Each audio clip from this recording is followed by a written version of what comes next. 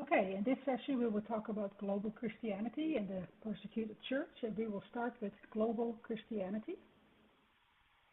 Actually, this is something that we have to talk about. Is it global Christianity or is it world Christianity? I actually remember when I proposed a course for our curriculum that I had to talk to the faculty of Christian Studies whether we would name it global Christianity or world Christianity.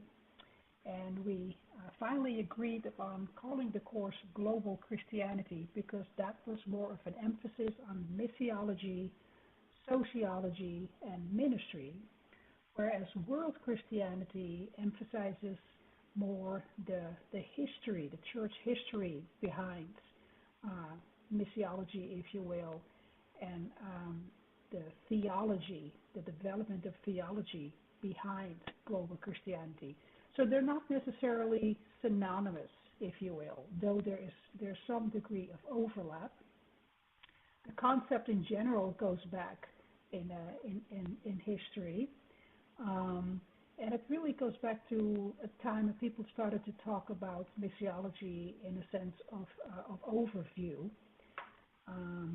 A lecture by a Methodist pastor that said global Christianity at work definitely set the tone, as well as we talked about this before, Philip Jenkins' book, the history professor at Baylor, The Next Christian Dawn. Yale historian Lamine Sané really said it needs to be world Christianity because he really emphasizes this idea of looking at the theology throughout. It all comes back to Andrew Wall, a Scottish scholar in missiology, who teaches church history and emphasizes global Christianity. So let's take a look at global Christianity, or the spread of Christianity around the world. So global Christianity also incorporates more of the geography, if you will.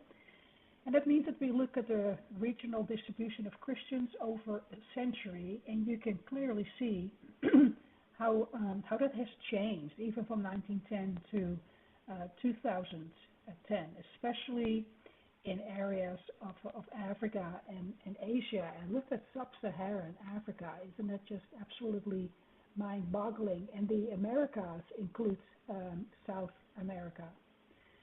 If you look at the number of Christians by the millions, then you see the projection for 2050 is just absolutely incredible for Africa as well as Asia. It's doubling from 2010. So in a matter of 4 decades, we see a doubling there. And similar increases, not to the same extent, but definitely still increases in Latin America, and a dwindling, if you will, in Europe. In total, then, we see that the number of Christians grows, but that will be proportional to the growth in the world population. Now, by continent, then, you can see this curve coming down while it comes up, and so there's a little bit of just like a swing in it. The major Christian traditions have stayed stable, where about half of self-identifying Christians would self-identify as Catholic, and then we get Protestants and then Orthodox. If you look at movements, though, you would see that a large group now, in terms of world population, are the Pentecostals and Charismatics, and if we put them together, that is over a quarter of the Christian population around the world. So definitely something to consider here. Now, in terms of spread among the population today, this is a 2015 graph. You can see that there really is a weight toward the south here. North America, 10%, but Latin America and Africa, look at that. That holds quite some weight there. So if we draw a line there, we get what's called the global north and the global south. And if we draw it diagonally across the globe, we can definitely see changes in terms of the distribution of Christians around the world. So if we compare the 1900s with 2015, you see that what we call the global north end, that northern part of the slanted line, held 80% of the Christians versus the global south 20. That has virtually flipped, 35% in the north and 65% in the global south. As well as urbanization changing that, where in 2025, 60% of the world lives in urban areas, and the projection is that that only increases as time goes on, and that it will overwhelmingly be in the southern areas. Let's talk about the persecuted church, persecuted believers around the world. We know from Scripture that that was something that the early Christians dealt with as well. We know that Antipas was killed for his faith, and that has helped throughout the centuries be faithful unto death, and I will give you the crown of life, the living Christ said. We've seen this over the years. Jesus said so, right? Jesus said, "Blessed are you when others revile you and persecute you." There are a couple of organizations that I've listed in your resources that you may want to take a look at. Voice of the Martyrs is one that I really like, representing the voice of the believers at large around the world, the voices of those that are giving their lives for Christ. They have given us some definitions for restricted nations and hostile areas. And then Open Doors is another group that I recommend. Started in the Netherlands and is now big around the world.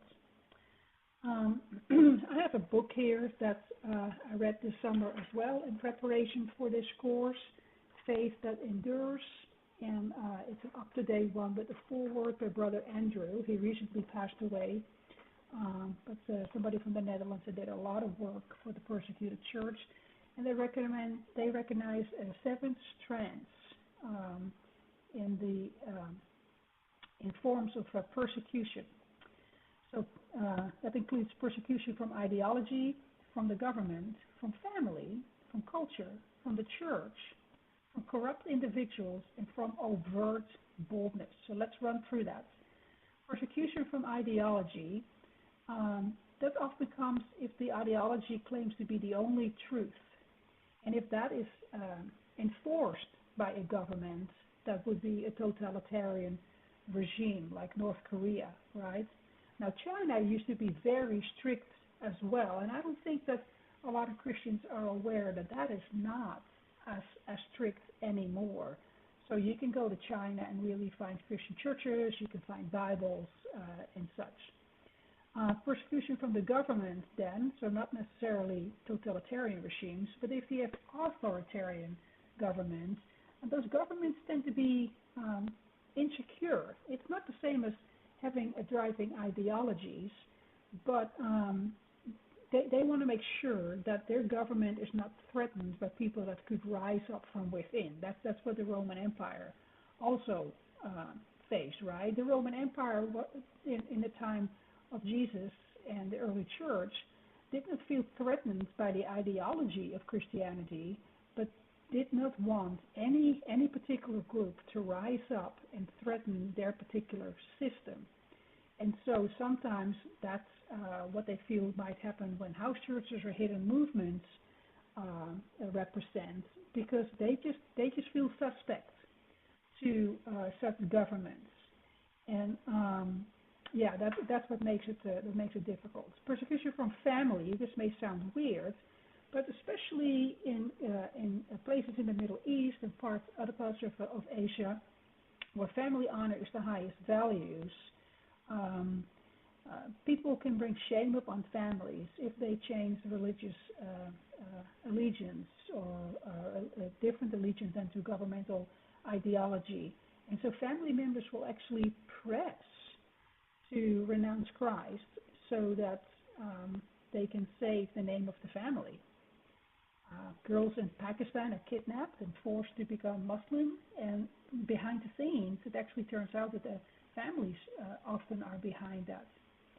In the 80s, June 4, 1989, there was a massive massacre in Tiananmen Square in China when thousands of students protested the communist regime. This was during the time that the Soviet Union was dismantled, and it was like a movement of coming down. And so these students thought they could also press their government to give more openness. And so they were demonstrating for democracy, and actually the Chinese government did not stand for it, rolled in and subdued those students.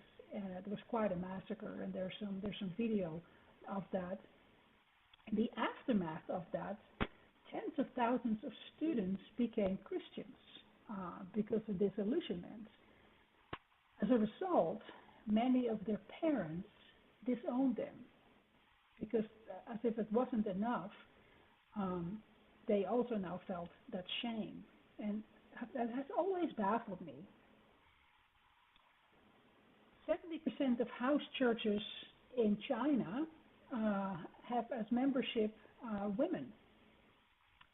So when their non-Christian households hear about this, they often suffer physical abuse because domestic violence is legal in China. The husbands or the parents can just beat the snot out of these women. And so, it leads to a lot of domestic violence, so persecution from family.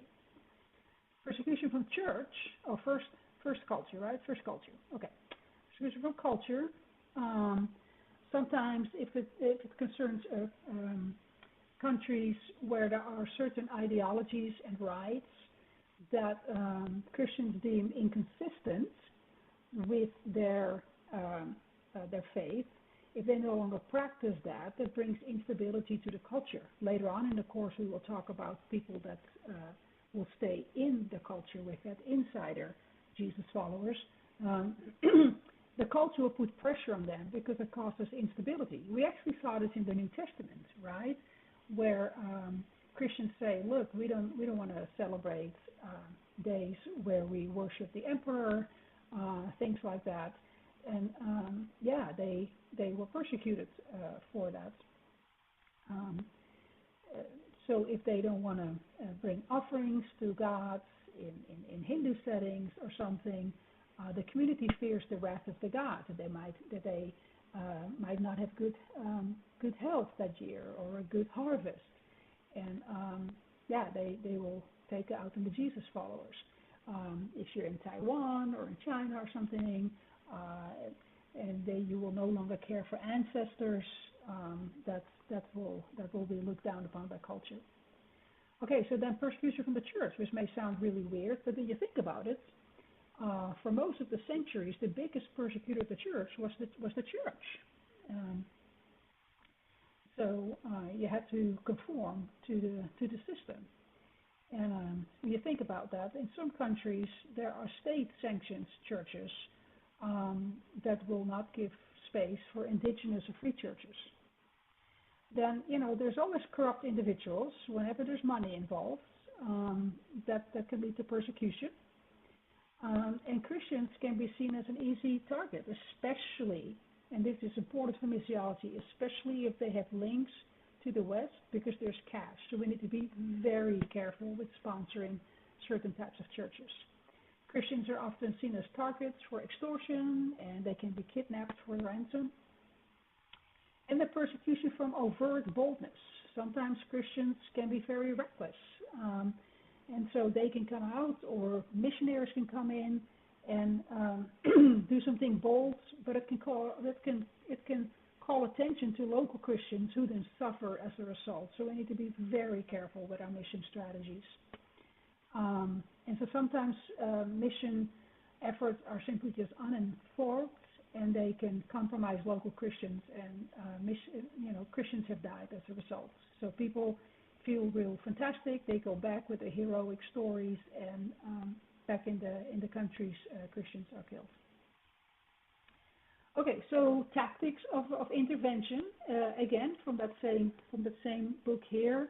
What are some things that we can do to help our persecuted brothers and sisters? Couple of things here, 7.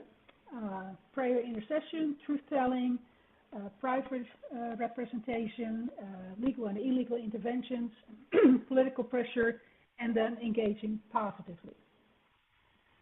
One of the most common things asked for by our brothers and sisters is more prayer.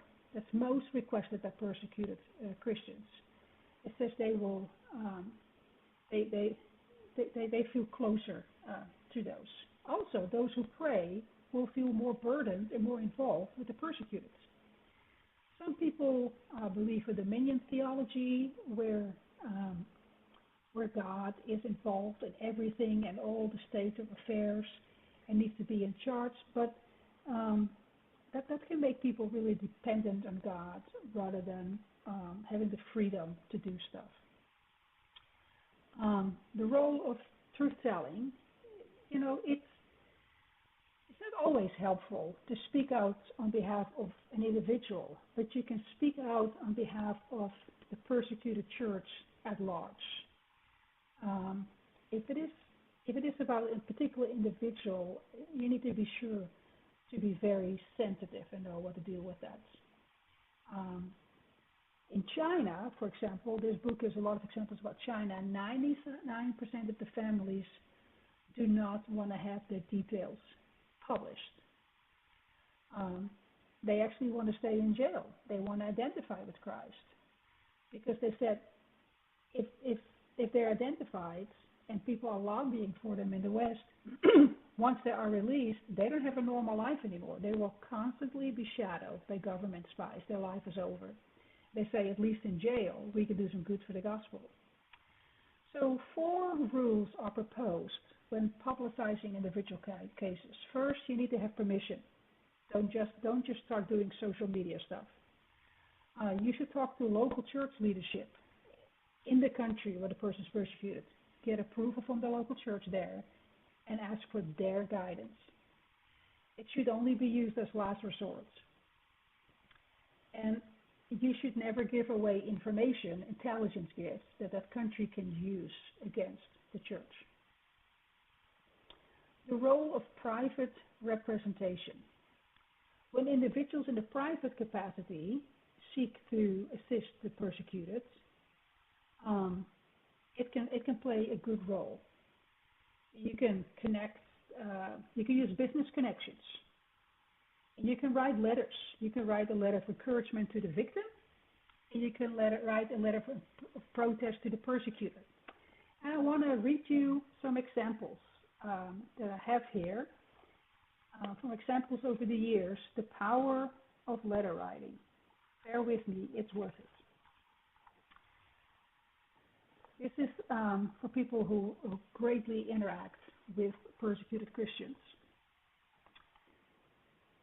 The author says, while I was interviewing a Christian lawyer in London recently, he told me that 40 years earlier he had befriended his college neighbor, a shy Muslim boy with few social skills. The friendship had lapsed until one day the Christian received a letter from his former friend. He had become an important figure in the judiciary of his Middle Eastern state and was writing to get advice on how to deal with a case where Christians were being attacked by Muslim extremists. The two were able to correspond, and the judge wrote back to say, "This case has worked out to the satisfaction of the parties concerned, an outcome I would not have thought possible a few weeks ago. I turn to you because you know the law and seem to be a Christian that does not bash Muslims. Indeed, you were the only person at university that showed me sincere friendship, and I put that down to your faith in part. Your advice has given me a positive perspective on Christianity I simply would not have gotten over here. Trapped as we are with the stereotypes that the media and the extremists feed us. Thank you." How cool is that, right? So connections made. at college at one point, talking about letter writing to victims and a letter of protest to persecutors. When Pastor Hamid Pourmand of Iran was facing the death penalty on charges of apostasy, the judge at the Islamic court said, "Well, I don't know who you are, but apparently the rest of the world does. You must be an important person because many people from the government have called me saying to cancel your case." That was because the Iranian government and their embassies throughout the world had been bombarded with thousands of letters on Hamid's behalf. The judge did remove the charges of apostasy on May 28, 2005, though Pastor Hamid is still in jail serving a sentence from converting from Islam to Christianity. I knew a Colombian prisoner who used to lie on his pile of letters from Christians. He said, "I could not read their messages, but as I lay on them, I felt the love of Christ flow into me from all parts of the world, and I knew I was not alone. I was able to go on." Finally, a young Mexican Christian, Sister Marta, exiled from her home after refusing to participate in pagan rituals, told an Open Doors visitor, that's the other organization that helps persecuted Christians, "When I become afraid or sad, I take the letters and look at them. Now I know I am not alone." Isn't it just amazing? The power of letter writing. the role of legal intervention. So, people just knowing how law works. You can work with organizations that have that intricate knowledge on how to work that. Sometimes it has to be done illegally. Now, we don't all agree on that.